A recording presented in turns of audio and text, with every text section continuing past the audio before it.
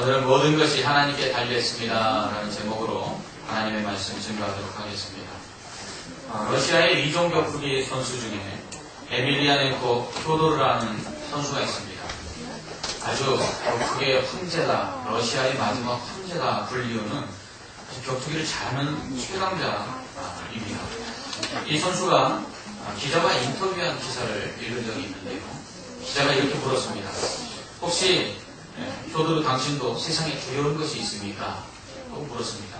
그러자 다른 두려움은 없는데 가족에게 무슨 일이 생길까봐 항상 두렵습니다. 이렇게 대답했습니다. 강인함의 상징인 퓨도르에게도 두려움은 있습니다. 그러므로 모든 사람에게 두려움이 존재합니다. 현대인들은 두려움에 사로잡혀 있습니다. 사실 미신이라는 것도 한편으로는 두려움에서 시작되었다고 볼 수 있습니다. 이사 가는 것이 두려워서 손 없는 날을 택합니다. 결혼식이나 대소사를 진행하는 데 있어서 혹시나 잘못되지는 않을까 걱정하여 점쟁이를 찾아가 태교합니다. 사업을 시작하면서도 사업이 잘 되지 못하면 어떡할까 두려워서 돼지머리를 올려놓고 고사를 지냅니다.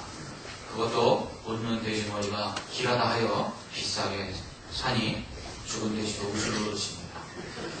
현대인들이 두려워하는 것 중에는 거절에 대한 두려움도 상당히 가깝다고 합니다. 영국 옥스퍼드 대학의 알렉산더 플로그하우스 박사는 사람들이 거절에 대한 두려움을 실제로 거절당하는 것보다 더 두려워하고 있다라고 이야기합니다. 또한 실패의 두려움도 상당히 큽니다. 이제 얼마 남지 않은 대입 수능 고사를 앞두고 많은 수험생들이 대학 진학에 실패하면 어떡할까 두려워하고 있습니다. 대학 졸업을 앞둔 졸업생들은 취업하지 못하고 실업자가 되면 어떡할까 걱정하며 또한 결혼에 대한 두려움을 가지고 있습니다. 사업을 하는 사람들은 요즘처럼 불경기에 사업이 잘 안되면 어떡할까 사업 실패에 대한 두려움을 가지고 있습니다. 여러분은 어떻습니까? 여러분들에게는 어떤 두려움이 있습니까? 이러한 모든 두려움과 그로 인한 스트레스에서 벗어날 수 있는 길은 무엇일까요? 오늘 말씀은 우리에게 두려움을 이길 수 있는 방법을 가르쳐주고 있습니다. 창세기 14장에는 세 번의 전쟁 이야기가 나옵니다. 첫 번째 전쟁은 1절로 14절에 기록되어 있습니다.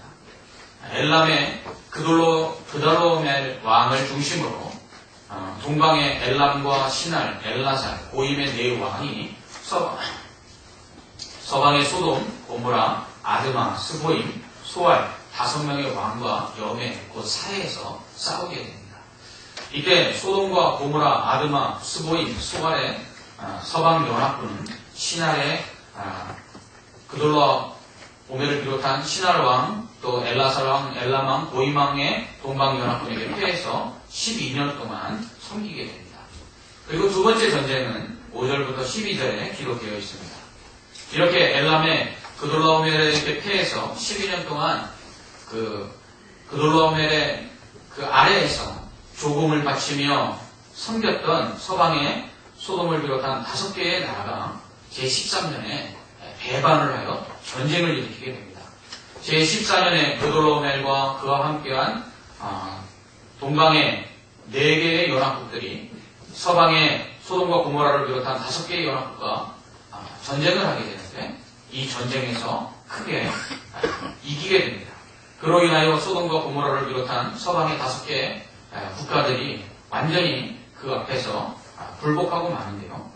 이때 소돔과 고모라를 멸망시킨 그돌로오멜과 그리고 또한 그들의 연합국 군대가 소돔에서 모든 재물을 빼앗았고 그리고 소돔에 거주하고 있는 아브라함의 조카 롯도 사로잡아 가게 됩니다. 이렇게 동방 왕들의 연합국에 사로잡혀 가던 자들 중에 도망친 사람이 아브라함에게 와서 소돔과 고모라가 전쟁에 져서 약탈을 당하고 그리고 아브라함의 조카도 포로로 잡혀갔다고 전하게 됩니다. 이 말을 들은 아브라함은 자기 집에서 기르고 훈련한 318명의 군사들과 그리고 그와 동맹한 그 주변에 있는 아넬과 에스골 그리고 마므레와 함께 동방의 4왕을 뒤쫓아갑니다. 단에 이르러서 아브라함과 그를 따르는 자들이 편을 나누어 동방의 연합군을 습격합니다. 그리하여 모든 빼앗겼던 재물과 조카 롯과 그와 그의 재물과 그리고 부녀와 친척들을 다 도로 찾아 돌아오게 됩니다. 빼앗겼던 조카 롯과 그 재물과 사람들을 도로 찾아 돌아오는 이 아브라함의 일행을 소돔 왕이 샤웨의 골짜기에서 맞이하게 됩니다. 이때 살렘 왕 멜기세덱도 함께 나와서 떡과 포도주를 주며 아브라함 일행을 맞이했습니다. 살렘 왕 멜기세덱은 지극히 높으신 하나님의 제사장이었습니다. 아브라함과 그 일행을 맞은 소돔 왕은 사람은 내게 보내고 물품은 내가 가져가고 아브라함에게 말합니다. 이에 아브라함은 소돔 왕에게 천지의 주제이시오 지극히 높으신 하나님 여호와께 내가 손을 들어 맹세하노니 내 말이 내가 아브라함으로 시부하게 할까 하여 내게 속한 것은 실 한 오락이나 들매끈 한 가닥도 내가 가지지 아니하리라 라고 말합니다. 자신이 다시 되찾아 온 것들을 소돔 왕에게 돌려주며 소돔 왕이 그것들을 다시 자기가 받지 아니하고 아브라함에게 다 주겠다고 하는 이 청을 아브라함이 거절한 것입니다. 다만 자신이 되찾아온 것 중에 젊은이들이 먹은 것과 그리고 자신과 동행한 아넬과 에스벨과 그리고 마므레의 분깃을 제하고 그 모든 것들을 가져가라 라고 말합니다. 이처럼 아브라함은 자신이 얻은 것들을 다시 돌려주겠다고 하는 소돔 왕의 청을 거절하고 그리고 자신과 함께 나갔던 사람들의 먹을 것만을 취하고 다시 다 돌려준 것입니다. 오늘 본문에서 우리는 아브라함의 믿음이 조금씩 성장하고 있음을 볼 수 있습니다. 먼저 그는 롯을 구하기 위해 강력한 그돌라오멜의 연합군을 비췄습니다. 이 그돌라오멜과 그의 연합군은 소돔과 고모라를 비롯한 서방의 5개 연합국뿐만 아니라 르바 족속, 수스 족속, 호리 족속, 엠 족속, 그리고 아말레 족속과 아모리 족속 등 당시 그 이스라엘 가나안 땅 주변에 있었던 아주 강력한 족속들을 다 물리친 막강한 군사력을 가진 군대였습니다. 12년 동안 소돔과 고모라를 비롯한 서방의 국가들이 본기 한번 못 해보고 여전히 공물을 바치며 섬겼던 나라들입니다. 그리고 13년에 배반하여 14년째 전쟁을 치를 때에는 완전히 무참히 그 전쟁에서 패하여 모든 것을 다 잃어버렸습니다.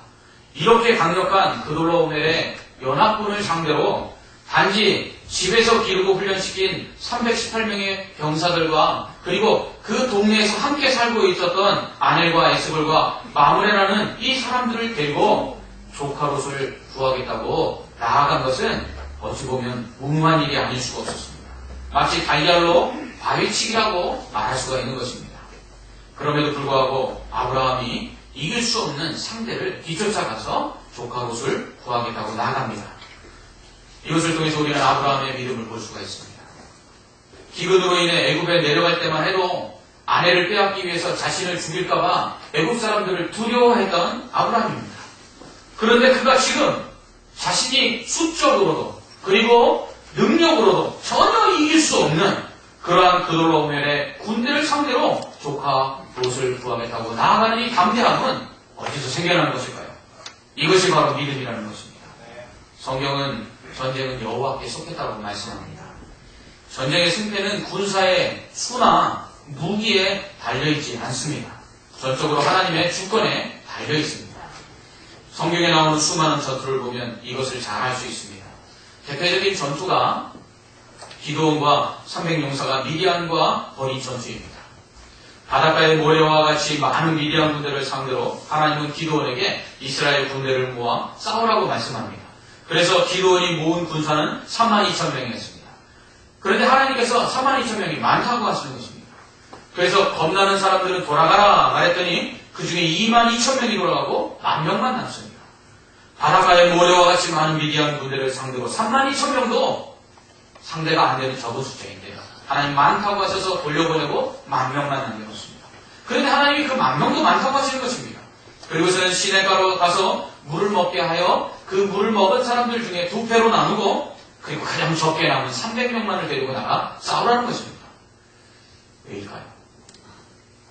그것은 하나님께서 기드온과 이스라엘 백성들이 미디안과 싸워서 승리하였을 때 하나님께서 도우시지 아니하고 자신들의 힘으로 싸워 이겼다라고 생각할까봐 하나님께서 절대로 자신들의 힘으로는 싸워 이길 수 없다고 생각하는 가장 적은 숫자 300명만을 남겨놓게 하신 것입니다.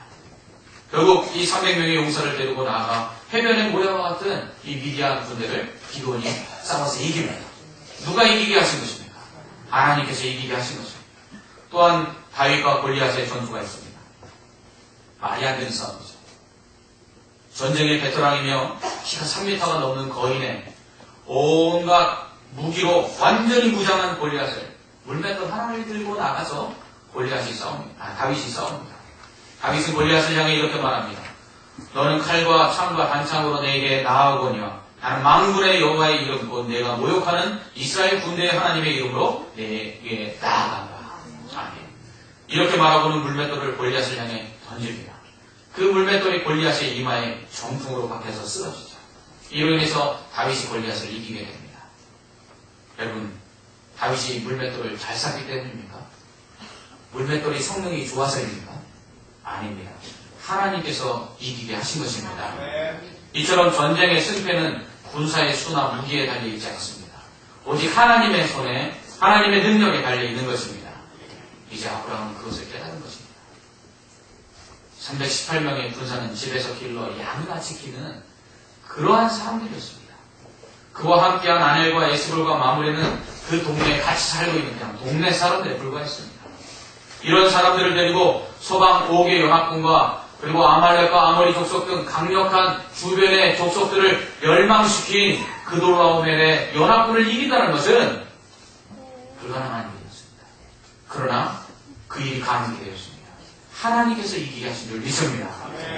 광야를 지나 이제 요단을 건너 가나안 땅으로 들어가 그 땅에 사는 족속들을 몰아내고 그 땅을 차지해야 하는 사명을 받은 여호수아에게 하나님은 이렇게 말씀하십니다. 강하고 담대하라. 너는 내가 그들의 조상에게 맹세하여 그들에게 주리라 한 땅을 이 백성에게 차지하게 하리라. 내가 내게 명령한 것이 아니냐. 강하고 담대하라. 두려워하지 말며 놀라지 말며 내가 어디로 가든지 내 하나님 여호와가 너와 함께 하느니라. 이처럼 믿음은 두려움을 이기게 합니다. 85세의 나이에도 갈렙은 거인 족속인 아낙 자손이 사는 땅을 얻기 위해 여호수아에게 이렇게 말합니다. 이 산지를 지금 내게 주소서. 당신도 그날에 들으셨거니와 그곳에는 아낙 사람이 있고 그 성읍들은 크고 견고할지라도 여호와께서 나와 함께 하시면 내가 여호와께서 말씀하신 대로 그들을 쫓아내리리라. 아멘. 이러한 담대함은 하나님에 대한 절대적인 믿음에서 비롯되는 것입니다. 많은 사람들이 거절과 실패와 위험에 대한 두려움을 가지고 스트레스를 받으며 낙심합니다. 성도라고 해서 이러한 두려움에서 완전히 자유로울 수는 없습니다. 우리에게도 때로는 거절과 실패와 위험에 대한 두려움으로 인한 스트레스와 낙심이 찾아오게 됩니다. 그러나 그것을 이길 수 있는 힘이 우리에게 있는데 그것은 바로 그러한 두려움에서 우리를 건져내실 하나님을 절대적으로 신뢰하는 믿음입니다. 시편을 보면 하나님은 피할 바위와 산성과 피난처와 도움과 방패가 되신다고 말씀합니다. 이 세상은 안전하지 않습니다. 우리를 두렵게 하는 것들로 가득 차 있습니다. 그러나 하나님을 의지할 때 평안을 얻을 수 있습니다. 다윗은 적들이 쳐들어왔을 때의 그 두려움을 그리고 대적들이 비방하고 거짓말로 자신을 고통 가운데 몰아넣을 때 하나님을 의지함으로 얻는 평강을 노래합니다. 믿음 때문입니다. 그 믿음이 모든 두려움을 이기게 하는 힘이 됩니다. 우리가 하나님을 믿고 의지할 때 하나님은 우리를 모든 두려움으로부터 벗어나게 하실 줄 믿습니다. 이제 아브라함의 믿음이 조금씩 자라기 시작한 것입니다. 그러므로 이처럼 우리의 믿음이 성장해야 합니다. 믿음이 성장하면 굳건해집니다. 두려움이 찾아오는 순간에도 흔들리지 않게 됩니다. 그러니 아이들이 쓰는 시체말로 우리가 두려움에 맞짱 뜨는 믿음이 있어야 합니다. 그 믿음이 두려움을 이기게 할 줄 믿습니다. 이러한 두려움을 이기는 담대한 믿음을 가진 사람들의 특징이 있습니다. 그것은 기도한다는 것입니다. 그런데 그 기도의 내용이 감사로 가득 차 있습니다. 두려운 상황 가운데 어떻게 감사할 수 있을까요? 빌립보서 4장 6절로 7절에서 바울은 말합니다. 아무것도 염려하지 말고 다만 모든 일에 기도와 간구로 인해서 너희 구할 것을 감사함으로 하나님께 알아야. 그리하면 모든 지각에 뛰어난 하나님의 평강이 그리스도 예수 안에서 너희 마음과 생각을 지키시리라. 두려운 상황 가운데서 오히려 하나님을 신뢰하며 모든 두려움에서 우리를 건지실 것을 믿음으로 확신할 때에 감사가 넘치게 됩니다. 두려움이 사라지고 세상이 줄 수 없는 평강이 우리의 마음과 생각을 지키게 됩니다. 즉 감사가 넘치는 사람, 기도할 때마다 감사할 것이 많은 사람은 담대한 믿음을 가진 사람입니다. 그 믿음이 그를 평강으로 인도할 것입니다.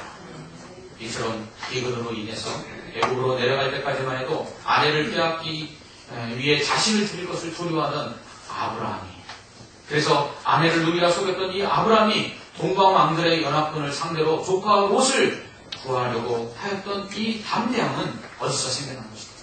그것은 바로 믿음 때문입니다.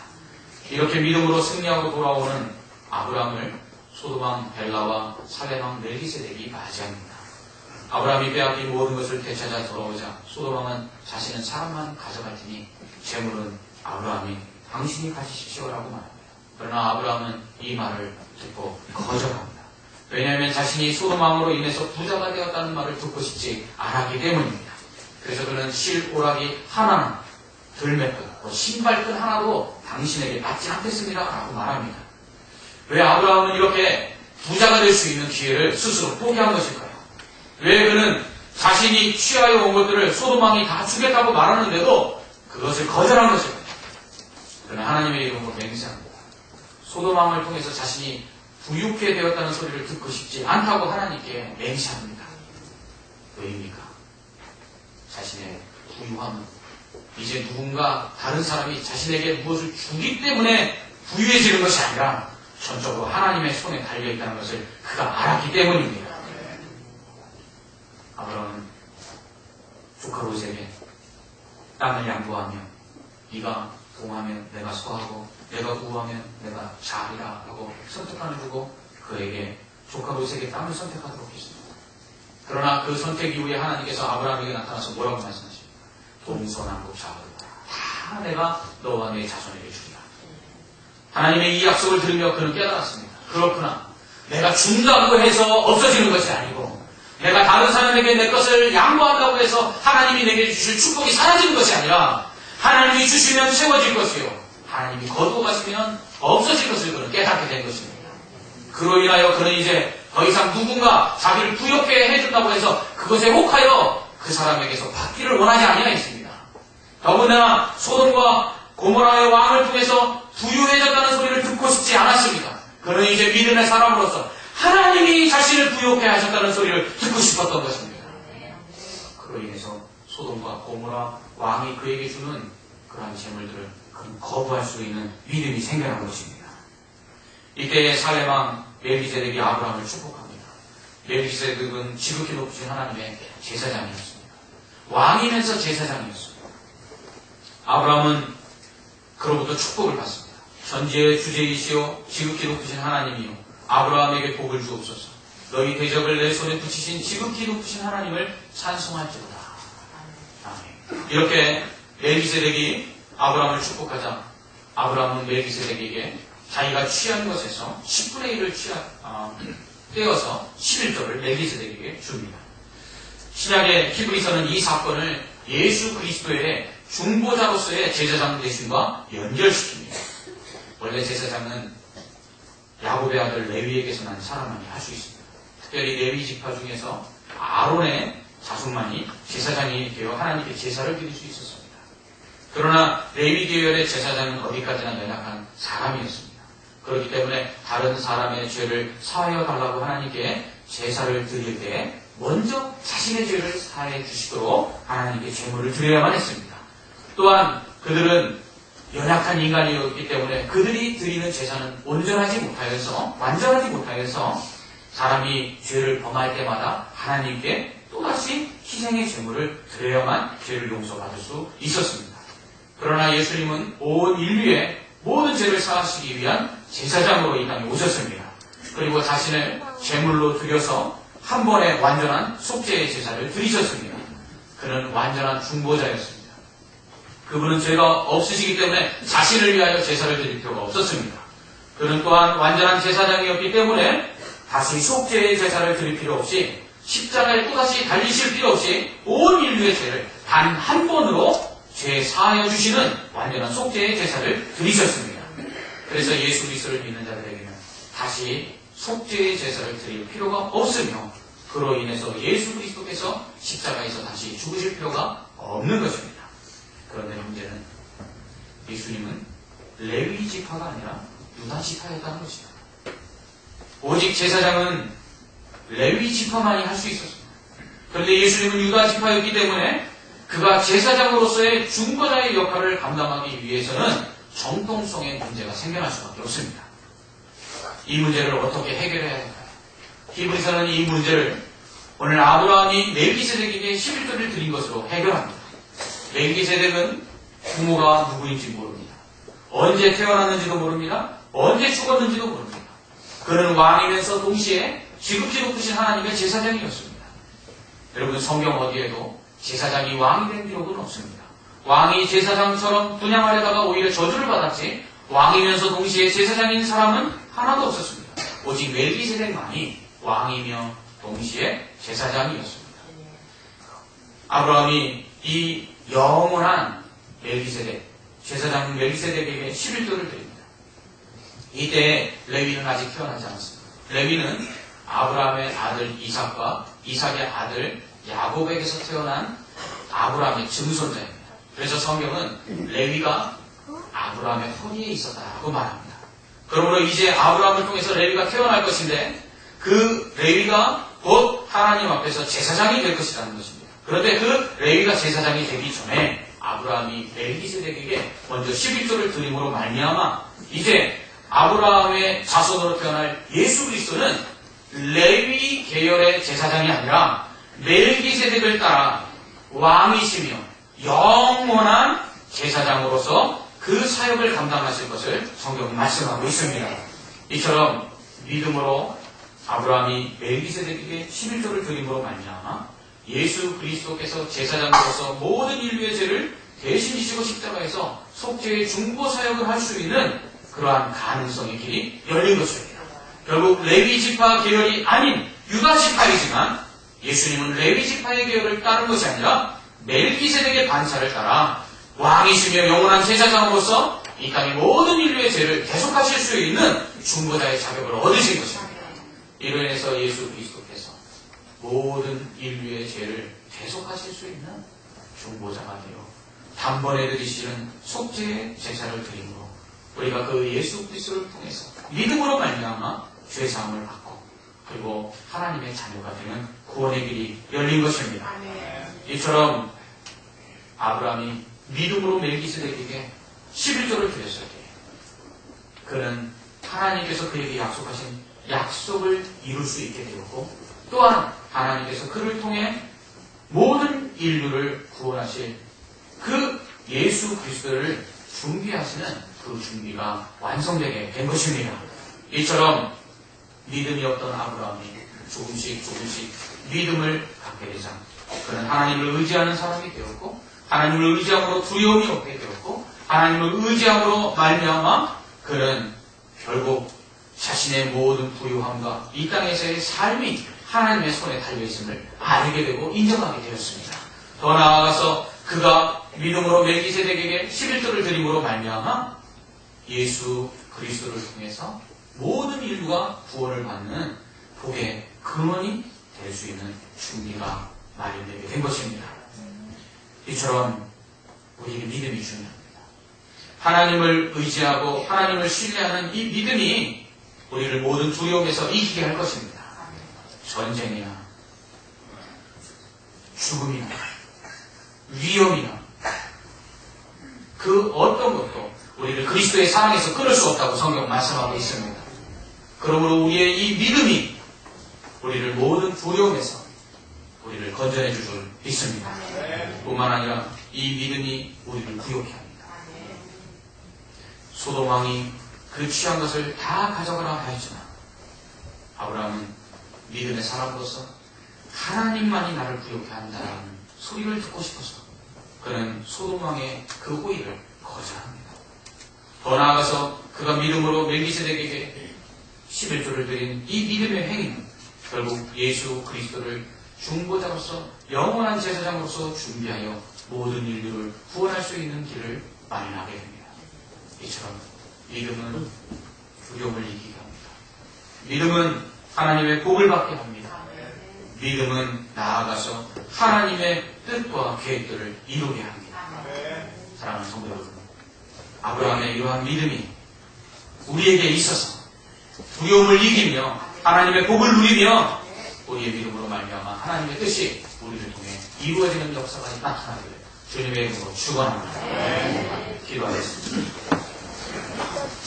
참 좋으신 하나님 감사합니다.